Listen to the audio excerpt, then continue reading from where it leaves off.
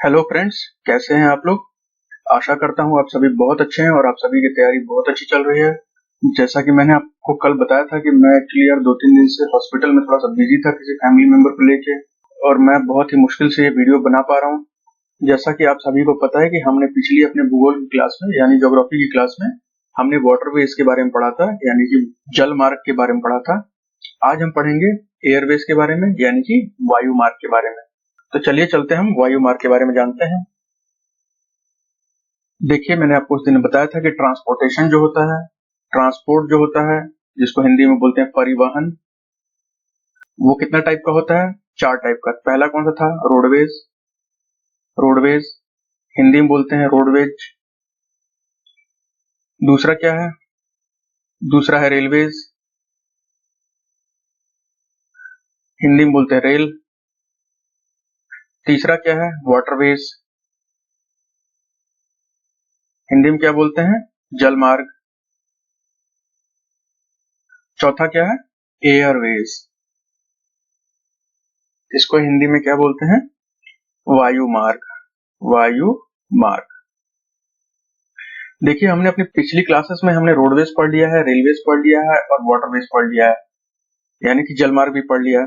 अब हमारा क्या टॉपिक बचता है? जो हमारा वायु मार्ग है।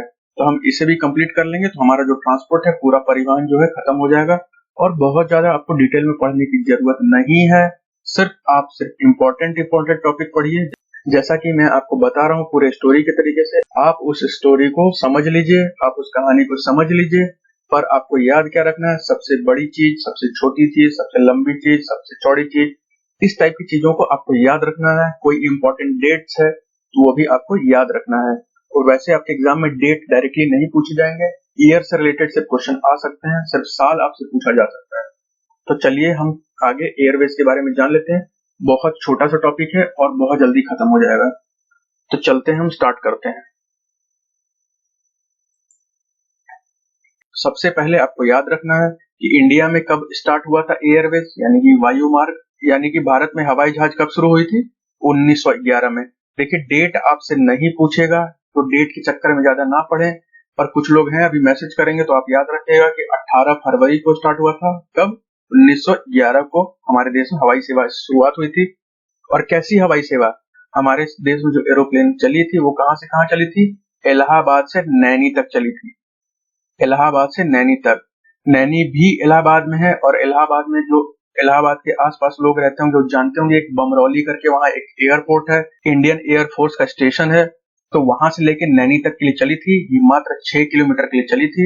और ये किसके लिए चली थी? इंडियन पोस्ट का सामान लेके, यानी कि भारतीय डाक का पोस्ट लेके वो यहाँ से यहाँ तक गई थी ट्रायल के लिए, सामान पहुंचाने के लिए। और वो ट्रायल हमारा सक्सेसफुल रहा था, जो कि उसी साल हमारे देश में वायु सेवा की सर्विस शुरुआत हुई थी। और आपको बता दें कि उस समय हमारे देश में ब्रिटिशर्स थे, यानी कि अंग्रेज थे। तो बहुत सारे प्राइवेट कंपनीज खुल गए थे। तो उन सारे प्राइवेट कंपनीज को 2 कंपनी में मर्ज कर दिया गया। कौन कौन सी कंपनी बनाई गई? एक तो बना दिया गया इंडियन एयरलाइंस और एक बना दिया गया एयर इंडिया। इन दोनों में सारी कंपनीज को मर्ज कर दिया गया। जिन कंपनीज को मर्ज किया गया था उसको 1953 में उसको नेशनलाइज कर दिया गया, यानी उन कंपनियों का राष्ट्रीयकरण कर दिया गया। जैसा कि आपको पता होगा, अगर आप थोड़ा सा हिस्ट्री वगैरह कभी पढ़े होंगे, तो बहुत सारी कंपनीज थी हमारे देश में, जैसे कि Tata sons limited, Kalinga airways, Bharat airways, Deccan airways, ऐसे टाइप के बहुत सारे थे, 7-8 थे करीब। तो सारे को मिला के 2 कंपनियों में बांट दिया गया। कुछ इसमें रख दिया गया इंडियन एयरलाइंस में और कुछ इसमें रख दिया गया एयर इंडिया में। उसके बाद क्या किया? दोनों को राष्ट्रीयकरण कर दिया गया 1953 में। मैंने अपने पिछली क्लास में बताया था कि राष्ट्रीयकरण मतलब गवर्नमेंट के पास मेजर शेयर चले जाते हैं। ज्यादातर शेयर जो होते हैं, इसकी भागीदारी होती है, जो हिस्सेदारी होती है, यानी कि 51% करीब करीब वो सरकार के पास चला जाता है।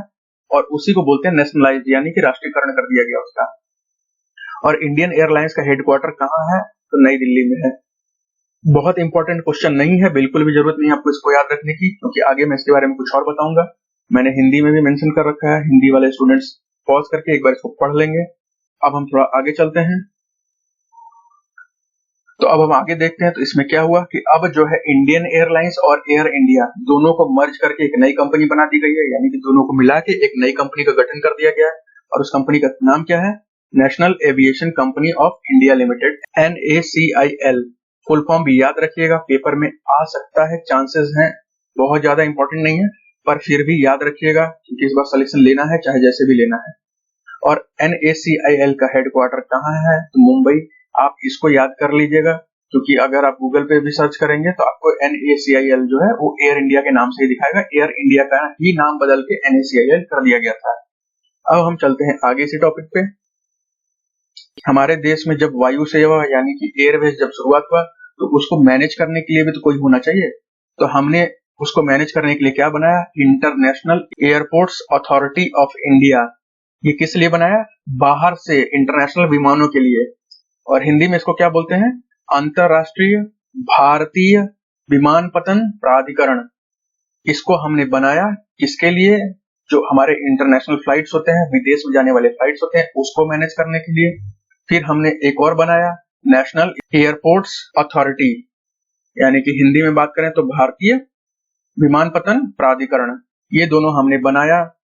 ये जो है इंटरनेशनल एयरपोर्ट अथॉरिटी, ये फॉरेन जाने वाले फ्लाइट्स और फॉरेन से आने वाले फ्लाइट्स को मैनेज करेगा, और दूसरा है जो हमारा नेशनल एयरपोर्ट अथॉरिटी, वो हमारे देश में चलने वाले प्लेन्स को मैनेज करेगा। पर दो दो कंपनी का होना बिल्कुल भी ठीक नहीं था, इसीलिए उसको मर्ज करके एक कंपनी बना दिया गया जिसका नाम रखा गया airport authority of India. Hindi में बात करें तो राष्ट्रीय हवाई अड्डा प्राधिकरण बना दिया गया। और कब बनाया गया? 1995। देखिए क्या होता है जब कोई दो चीजें मर्ज होती है ना, जैसे ये एक कंपनी है और ये एक कंपनी है, अगर दोनों को मर्ज करेंगे तो डेट बहुत ज्यादा इंपॉर्टेंट नहीं याद रखना है क्योंकि उसका कोई डेट नहीं होता है, सिर्फ आप 1995 में याद रखिएगा। क्योंकि अभी आपने देखा होगा ना कि कहीं दो दो बैंकों को मिला के एक बैंक बना दिया गया, कहीं तीन बैंक को मिला के एक बैंक बना दिया गया। तो बैंक को कब बनाया गया? अनाउंस तो कर दिया गया था ना पिछले साल, लेकिन ये बना कब? ये 2020 में बना, और 2020 में भी अगर कुछ नहीं कहा है तो किस दिन बना? 1 अप्रैल को बना है। तो ये आप याद रखिएगा कि 1 अप्रैल से हमारे सारे बैंक जो है मर्ज हो गए थे। तो वैसे ही जो ये दोनों मर्ज हुए हैं तो 1995। अगर बाई चांस आपको डेट भी याद करना है, बहुत ज्यादा इंपॉर्टेंट है आपके लिए कि नहीं हम डेट याद करके रहेंगे, कसम खा के रखे हैं, तो आप याद कर लीजिएगा भाई कि 1 अप्रैल को हुआ था। 1 अप्रैल 1995 को, 1 अप्रैल 1995 को इन दोनों को मर्ज किया गया था। AAI के यानी कि एयरपोर्ट अथॉरिटी ऑफ इंडिया के 2 कॉलेज भी हैं। एक है सिविल एविएशन ट्रेनिंग कॉलेज, कहाँ है ये? इलाहाबाद में। और दूसरा है national institute of aviation management and research, ये कहाँ है? दिल्ली में है। तो आप याद रखिएगा कि एयरपोर्ट अथॉरिटी के 2 कॉलेज भी हैं, और जो पायलट को ट्रेनिंग मिलती है, पायलट को लाइसेंस मिलता है, वो सारे इन्हीं दोनों कॉलेज में ट्रेनिंग कंप्लीट करने के बाद मिलता है। और हम आगे चलते हैं। देखिए कुछ कुछ इंपॉर्टेंट पॉइंट्स है, आप याद रखिएगा। इंडिया में सबसे पहला सोलर ऑपरेटेड यानी कि सौर संचालित जो एयरपोर्ट है वो कौन सा है? वो है कोचीन एयरपोर्ट। आप याद रखिएगा कोचीन एयरपोर्ट उसका नाम ही है, इंडिया का है, इंटरनेशनल एयरपोर्ट है। इंटरनेशनल एयरपोर्ट क्या होता है? जहां से आपको विदेश जाने के भी प्लेन्स मिल जाते हैं, उसको हम बोलते हैं इंटरनेशनल एयरपोर्ट। और भारत का जो सबसे ऊंचा एयरपोर्ट है, सबसे हाईएस्ट एयरपोर्ट है, जो सबसे ज्यादा ऊंचाई पर है, उसका नाम है कुशोक बकुला रिम्पोचे। कुशोक बकुला रिम्पोचे, हिंदी में भी उसका वही नाम है। तो ये एयरपोर्ट है, कहाँ पे है? लेह में है, और 3256 मीटर है इसका समुद्र तल से इसका हाइट। तो आप याद रखिएगा कि भारत का जो सबसे ऊंचा एयरपोर्ट है वो है कुशोक बकुला रिम्पोचे। और अगर हम पूरी दुनिया की बात करें कि पूरी दुनिया में सबसे ऊंचा एयरपोर्ट कौन सा है, तो पूरी दुनिया में सबसे ऊंचा एयरपोर्ट है डाओचांग यार्डिंग एयरपोर्ट। ये कहाँ है? ये चाइना में है, ये 4411 मीटर है। और दोनों एयरपोर्ट जो हैं, जो इंडिया में है, जो चाइना में, दोनों हिमालय में ही है, दोनों हिमालय में ही स्थित है। तो आप याद रखिएगा इंडिया का भी हाईएस्ट और पूरे वर्ल्ड का भी हाईएस्ट, और इससे ज्यादा आपके एयरपोर्ट से रिलेटेड क्वेश्चन नहीं आएगा। और आप याद रखिएगा कि इंडिया का सबसे बड़ा एयरपोर्ट कौन सा है, तो वह है IGI एयरपोर्ट, हर कोई जानता होगा, जिसका नाम है इंदिरा गांधी इंटरनेशनल एयरपोर्ट। अभी हम इसके बारे में आगे बात करेंगे। और बिल्कुल भी इसके बारे में गूगल सर्च नहीं कीजिएगा, क्योंकि गूगल सर्च करेंगे तो उसमें कोई और एयरपोर्ट आएगा। गूगल सर्च में आएगा आपको जेवर एयरपोर्ट, और ये जो जेवर एयरपोर्ट है ये क्या था? इसका दूसरा नाम भी आपको मिल सकता है, इसका नाम था ग्रीनफील्ड एयरपोर्ट। तो ये कहाँ बन रहा है? ये अभी अंडर कंस्ट्रक्शन है, ये चीज आप याद रखिएगा। ये हमारा सबसे बड़ा एयरपोर्ट होगा भविष्य में, अभी ये अंडर कंस्ट्रक्शन है। जब योगी सरकार आई थी तब इसके लिए बजट दी थी, क्योंकि ये करीब करीब 30,000 करोड़ का प्रोजेक्ट है, इसमें थोड़ा थोड़ा पैसा दिया जाता है, जैसे कि अभी योगी सरकार ने 2000 करोड़ इसको डेवलप करने के लिए दिया गया है। और ये कहाँ बन रहा है? ये जेवर एक जगह है, अगर जो दिल्ली एनसीआर में रहते होंगे तो जेवर या गेवर नाम से इसको जानते होंगे, जो ग्रेटर नोएडा के पास में है। ये एयरपोर्ट वहां पे बन रहा है और अंडर कंस्ट्रक्शन है। तो जब ये बन जाएगा तब इसका देखा जाएगा बाद में। पर अभी जो हमारा सबसे बड़ा एयरपोर्ट है, बिगेस्ट एयरपोर्ट ऑफ इंडिया, वो है इंदिरा गांधी इंटरनेशनल एयरपोर्ट। वो कहाँ है? न्यू दिल्ली में। अब हम चलते हैं कुछ हमारे लिए कुछ एयरपोर्ट्स बहुत इंपॉर्टेंट है। 15-16 एयरपोर्ट है जिसका नाम हमें याद होना चाहिए और किस लोकेशन पे है वो भी याद होना चाहिए, क्योंकि इस एग्जाम में क्वेश्चन देखने को मिलते रहते हैं। तो चलिए हम वो एक एक करके उसको जान लेते हैं। देखिए, सबसे पहला है राजीव गांधी इंटरनेशनल एयरपोर्ट। हिंदी वाले हिंदी में भी देखते रहे। राजीव गांधी अंतरराष्ट्रीय हवाई अड्डा, ये कहाँ है? हैदराबाद में है। चौधरी चरण सिंह एयरपोर्ट लखनऊ में है। चौधरी चरण सिंह से याद रखिएगा। और इनके बारे में तो आप अच्छे से याद ही कर लीजिएगा कि ये हमारे देश में प्रधानमंत्री बने थे बहुत कम समय के लिए, और वो कहाँ से थे? यूपी के थे। और चौधरी चरण सिंह यूनिवर्सिटी भी है यूपी में। तो आप याद रखिएगा कि जो हमारा ये सीसीएस एयरपोर्ट है, चौधरी चरण सिंह एयरपोर्ट है, ये लखनऊ में है। रानी अहिल्याबाई इंटरनेशनल एयरपोर्ट कहाँ है? इंदौर में है। जो एमपी में रहते हैं लोग उनको पता होगा। देवी अहिल्याबाई करके एक कॉलेज भी है। तो ये जो है इंदौर में कॉलेज भी है और इंदौर में ये एयरपोर्ट भी है। फिर चौथा है जो हमारा राजा भोज अंतरराष्ट्रीय हवाई अड्डा, यानी कि राजा भोज इंटरनेशनल एयरपोर्ट। वो कहाँ है? भोपाल में है। आप याद रखिएगा कि भोपाल में एक यूनिवर्सिटी भी है जिसका नाम है भोज यूनिवर्सिटी। भोज यूनिवर्सिटी। तो ये बहुत इजी है, कुछ रिलेट कर करके याद कर लीजिएगा। जैसे भोज है तो कहाँ है? एमपी में है। तो भोज कहाँ का हो सकता है? भोपाल का हो सकता है। अब हम चलते हैं अपने अगले एयरपोर्ट पे। अगला है हमारा लोकनायक जयप्रकाश नारायण एयरपोर्ट। कहाँ है? पटना में है।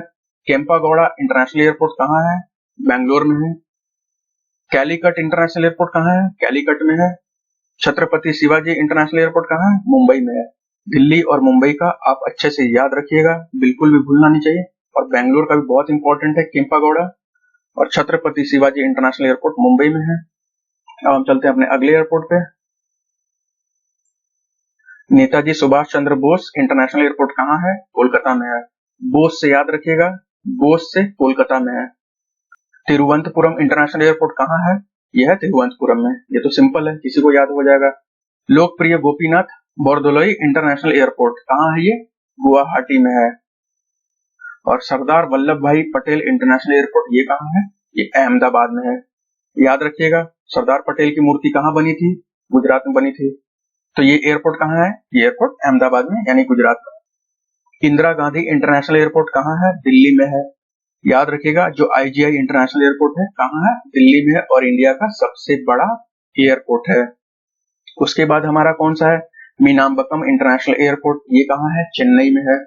इस एयरपोर्ट का नाम वैसे चेन्नई एयरपोर्ट है, पर बाई चांस अगर आपके एग्जाम में आ गया तो आप टिक कर लीजिएगा कि मीनाम्बक्कम इंटरनेशनल एयरपोर्ट चेन्नई में है। श्री गुरु रामदास जी इंटरनेशनल एयरपोर्ट, गुरु रामदास से याद रखिएगा कि गुरु रामदास कौन थे? सिखों के गुरु थे, सिख समाज के गुरु थे। तो कहाँ है वो? अमृतसर में है।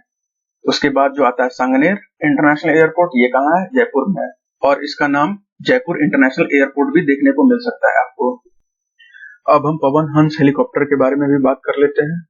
तो पवन हंस हेलीकॉप्टर एक कंपनी बनाई गई थी। वो कब बनाई गई थी? वो बनाई गई थी 15 अक्टूबर 1985। इसका हेडक्वार्टर कहाँ है? इसका हेडक्वार्टर दिल्ली में है। एक्चुअल में इसका जो हेडक्वार्टर है वो कहाँ है? नोएडा में है, पर आप याद रखिएगा इसका हेडक्वार्टर दिल्ली ही है। और ये क्या है? ये है पीएसयू, पब्लिक सेक्टर अंडरटेकिंग है, जिसको हिंदी में बोलते हैं सार्वजनिक क्षेत्र का उपक्रम। जैसे आपका एनसीएल है, पीएसयू पब्लिक सेक्टर अंडरटेकिंग, वैसे ये भी है। और ये क्या है? ये मिनी रत्न कंपनी है। मिनी रत्न कंपनी है ग्रेड 1 की, मिनी रत्न। और ये क्या करती है? हिमालयन रेंज में यानी कि हिमालय की पहाड़ियों में हेलीकॉप्टर सर्विस प्रोवाइड करती है। जैसे कि आप वैष्णो देवी चले जाएं, अमरनाथ चले जाएं, केदारनाथ चले जाएं, तो उन जगहों पे आपको नीचे से पहाड़ के ऊपर ले जाने के लिए, यहाँ तक ले जाने के लिए हेलीकॉप्टर का सर्विस प्रोवाइड करती है। और ये पीपीपी में काम करती है, यानी कि पब्लिक प्राइवेट पार्टनरशिप में। कुछ गवर्नमेंट की कंपनी है और कुछ प्राइवेट के फर्म्स को मिला के ये पार्टनरशिप में काम करती है। आपके एयरपोर्ट से रिलेटेड, इससे ज्यादा डिटेल में क्वेश्चन नहीं आएगा। ये जो टॉपिक है, और आप सिर्फ जितना पढ़ा है सिर्फ आप उतना ही याद कर लीजिए, उतना बहुत है। पर एक भी डेटा मिस ना हो, क्योंकि सारे एग्जाम पॉइंट ऑफ व्यू से सारे इंपॉर्टेंट हैं, और इस बार सिलेक्शन लेना है चाहे जैसे भी लेना है। तो थैंक यू वेरी मच यार हमारा वीडियो देखने के लिए, और लाइक कीजिए, और जो लोग सब्सक्राइब नहीं किए वो सब्सक्राइब कर लीजिए। बाकी फेसबुक पे फॉलो कीजिए, टेलीग्राम पे तो जुड़ ही जाइए, और हमारा यूट्यूब चैनल तो आपको पता ही है। बाकी अपना ध्यान रखिए और पढ़ाई करते रहिए, ज्यादा से ज्यादा टाइम पढ़ाई पे दीजिए। Take care and bye bye.